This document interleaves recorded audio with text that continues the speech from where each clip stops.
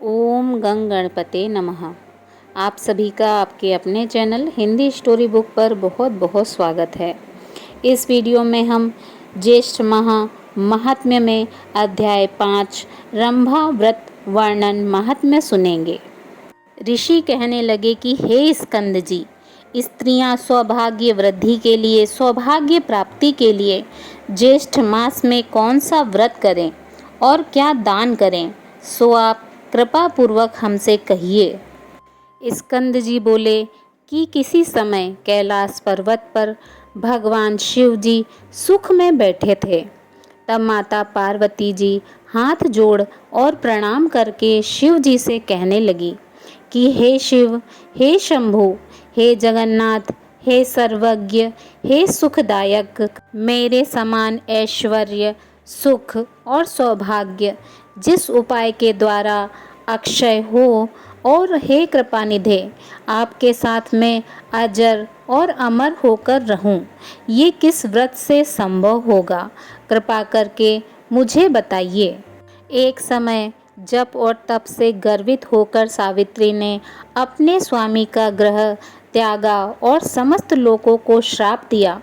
उस समय आपने सावित्री को मना नहीं किया और वह ब्रह्मा से कहने लगी कि हे निर्लज्ज, बकरी के गले में बिना दूध के निरर्थक स्तनों के समान तू प्राणों को त्याग कर।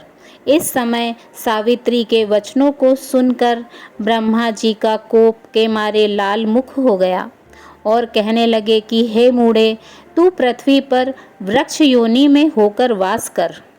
जब देवताओं ने प्रार्थना की तो सावित्री ने उसके श्राप से उद्धार कर दिया।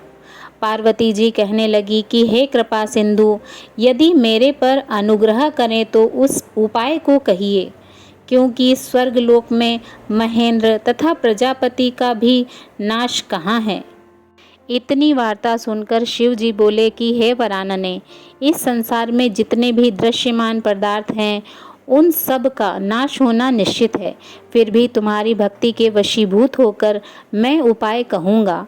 हे भद्रे, ज्येष्ठ मास के शुक्ल पक्ष की तृतीया को स्नान कर नियम में तत्पर रहकर यत्न पूर्वक श्रेष्ठ रंभा व्रत को करना चाहिए। पार्वती जी कहने लगी कि हे प्रभु, यह रंभा कौन है और रंभा व्रत कैसे किया जाता है। शिव जी कहने लगे कि हे वरानने, जब ब्रह्मा जी के श्राप से सावित्री वृक्ष हो गई तब यह रंभा कदली और कपूर जन्नी नाम से प्रसिद्ध हुई। तब क्रोध से संतप्त होकर सावित्री अपने पिता के आदेश से ज्येष्ठ मास में स्नान, दान आदि 5 वर्ष तक करती रही। तब ब्रह्मा जी प्रसन्न हो गए और ज्येष्ठ मास शुक्ल पक्ष तृतीया को सावित्री के सामने प्रकट होकर ब्रह्मा जी ने पृथ्वी के बहुत से दुर्लभ वरदान प्रदान किए। वह वरदान मैं तुमसे कहता हूँ, उनको तुम ध्यानपूर्वक सुनो। ब्रह्मा जी ने सावित्री से कहा कि हे शुभे, तुम संसार के कल्याण के लिए अंश से रंभा अर्थात केला हो जाओ। जो ज्येष्ठ मास में तुम्हारा ज्येष्ठ पूजन करेगी उनका सौभाग्य, सुख और संपन्नता अक्षय होगा। ऐसा कहकर ब्रह्मा जी सावित्री के साथ सत्यलोक में चले गए।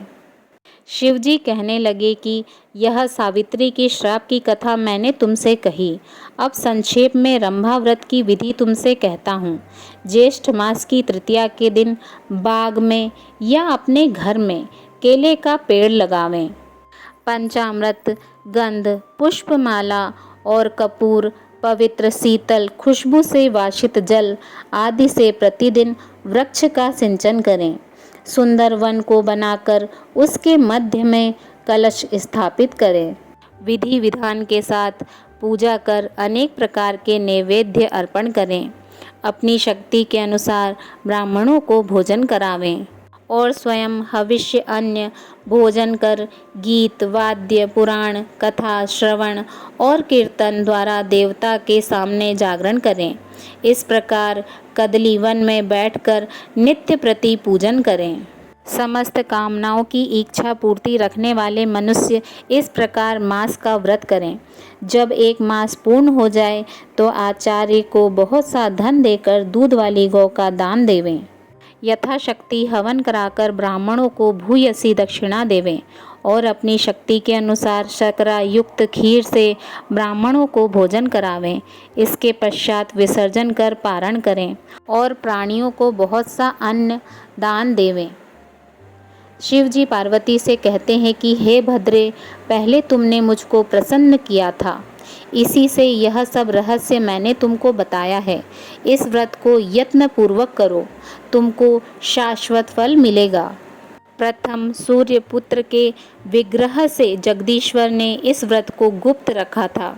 उस पवित्र व्रत को जगत के गुरु श्री शंकर भगवान ने दीनों पर कृपा कर श्री पार्वती जी से कहा। इति श्री ज्येष्ठ मास महात्म्य रंभा व्रत वर्णन महात्म्य पंचम अध्याय संपूर्ण। बोलिए ओम नमः पार्वते पते हर हर महादेव। ओम नमो भगवते वासुदेवाय नमः।